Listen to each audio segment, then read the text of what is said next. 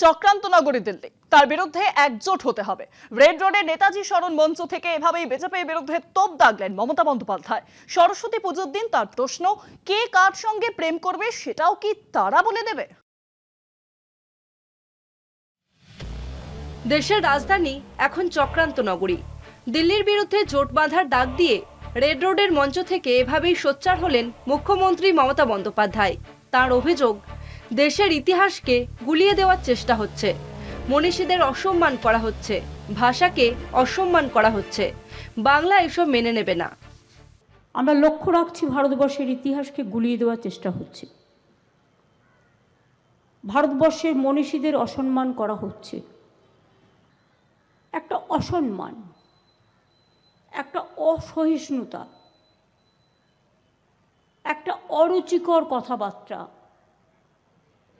একটা অকৃতজ্ঞতা সুলভ আচরণ, তাদের প্রতি অসম্মান, ভাষার প্রতি অসম্মান, আমাদের অস্মিতাকে আজকে আমাদের সকলের সামনে এনে দাঁড় করিয়েছে।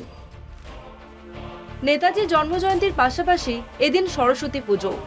সরস্বতী পুজো বাঙালির কাছে চিরকালের ভ্যালেন্টাইন্স ডে।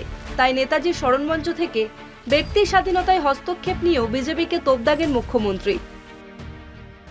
এরপরে কে কাকে প্রেম করবে সেটাও ঠিক করে দেবে।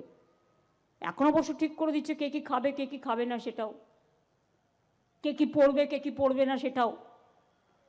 এরপর থেকে ঠিক করে দেবে বাচ্চা আদৌ জন্মাবে কি জন্মাবে না, আর জন্মালে ওনাদের পারমিশন নিয়ে জন্মাতে হবে। মুখ্যমন্ত্রীর অভিযোগ, বিজেপি জামানায় দেশে প্রশ্নের মুখে গণতন্ত্র। পদে পদে তা লাঞ্ছিত হচ্ছে, বঞ্চিত হচ্ছে সাধারণ মানুষ। প্রহসনে পরিণত হচ্ছে দেশের সাংবিধানিক রীতিনীতি। কলকাতা টিভি।